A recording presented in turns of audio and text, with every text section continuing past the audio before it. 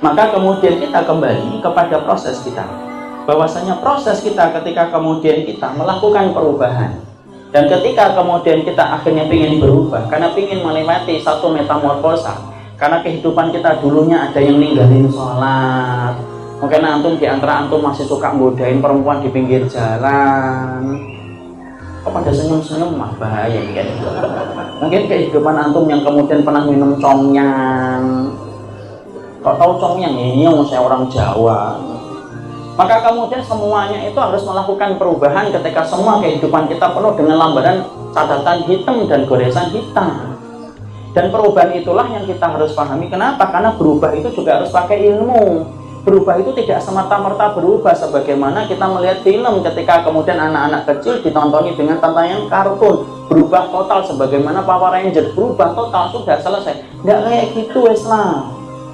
Makanya ketika kita hari ini membicarakan tentang proses kita ketika merespon perubahan, ketika kita tahu umur kita semakin bertambah, kekuatan kita semakin berkurang, yang dulunya bisa main bola 2 set, sekarang kemudian setengah set sudah napasnya tersengal-sengal. Kemudian kita ingin merespon perubahan, wallahi akhi, sesungguhnya respon antum ketika ingin berubah di hadapan Allah itu jauh lebih indah daripada metamorfosa seorang ulat menjadi kupu-kupu dan indah di hadapan Allah. Karena apa?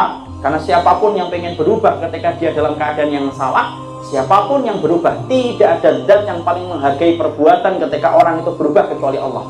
Dan tidak ada hal yang paling Allah senangi kecuali adalah berubahnya manusia dalam taubat. Makanya Fudail bin Iyad rahimahullahu ta'ala itu kemudian pernah beliau itu akan melaksanakan sholat asar. Kemudian tiba-tiba di dalam satu rumah dia melihat atau mendengar suara keras dalam rumah itu. Ada seorang ibu yang marah-marah kepada putranya. Ketika dia marah-marah kepada putranya, maka kemudian akhirnya sang ibu hilang kesabaran dan didorong itu anaknya supaya kemudian anaknya keluar dari rumah. Dikunci pintu rumahnya dari dalam. Fudail bin Iyad yang ketika melihat kejadian itu berkata, ini anaknya ngelakuin apa sih sampai ibunya semurka ini? Tapi kemudian Fudail bin Iyad hanya ngeliatin saja, kemudian dia melanjutkan hajatnya untuk melaksanakan sholat di masjid. Maka setelah sholat, setelah zikir, maka beliau ingin balik dan melewati tempat itu kembali. Dan dia mendapati bahwasanya anak itu masih mengetuk-ngetuk pintu rumah ibunya, supaya kemudian dibukakan pintu rumah itu oleh sang ibu ketika dia meminta maaf, memelas di dalam tangisan, mengibar dalam sedihnya. Sampai kemudian akhirnya tanpa dinyana, ibu membukakan pintu setelah mendengarkan isak tangis yang begitu dalam dari sang anak. Kemudian ibu itu kemudian memeluk anaknya dan kemudian mengusap-ngusap kepala sang anak dan kemudian memasukkan sang anak ke dalam setelah memaafkan. Fudail bin Iyad rahimahullahu ta'ala yang melihat kejadian itu, kemudian beliau terdiam, menetes air matanya, terduduk, tidak bisa melanjutkan perjalanan dan berkata, Masya Allah, kalaulah seorang ibu sebesar apapun kesalahan sang anak, maka sang ibu punya hati yang lebih besar untuk memaafkan sang anak.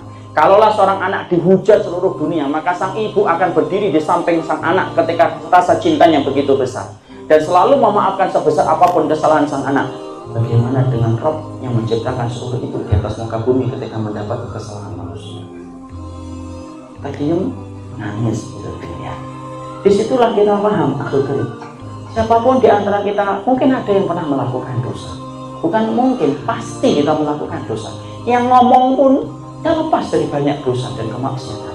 Tapi disitulah kita paham Allah itu memberikan satu proses yang baik. Bahwasanya ketika kita pernah melakukan dosa, pernah durhaka sama orang tua, pernah melakukan kemaksiatan besar dalam hidup kita, wallahi akhi, sesungguhnya antum respon perubahan itu dengan sebuah proses taubat dan hijrah. Disitulah kita akan berubah, yang salah bisa menjadi salih. Tapi disitu kita harus paham gimana sih proses kita ketika kita ingin menjadi salih. Karena apa? Karena sesungguhnya ketika kita ingin berubah, tetapi ternyata ketika dalam perubahan ini, ketika kita ingin berubah menjadi salih setelah kita menjadi orang yang salah, antum juga harus paham ilmunya. Karena perubahan itu apabila tidak disikapi dengan ilmu, ya parah akhi. Dan itu kemudian akan merusak kehidupan kita. Berapa banyak orang yang kemudian ketika berubah, contoh, dia kurang dalam komponen ketika dia berubah. Apa?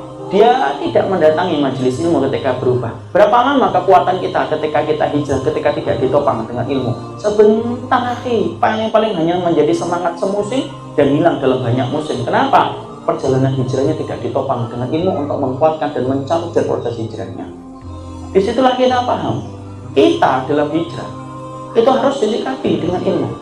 Maka siapapun yang hari ini kemudian ketika kita berkumpul di sini, lalu kemudian kita mengikrarkan diri dan memproklamirkan diri untuk ingin berubah, mengubah aras kompas kita menuju kepada ridhonya Allah, mengubah bandul kehidupan kita menuju kepada cintanya Allah. Wallahi akhi, hijrahnya kita ketika berubah jadi orang yang salah menuju orang yang solih, perhatikan dulu ilmunya, supaya tidak mudarat yang kita timbulkan, tetapi justru manfaat kebaikan yang kita peroleh.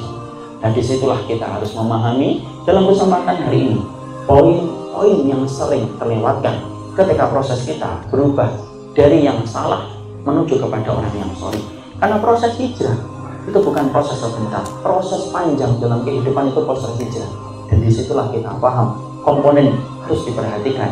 Salah komponen itu membentuk molekul yang rusak dan akhirnya membentuk kehidupan kita yang buruk setelah kita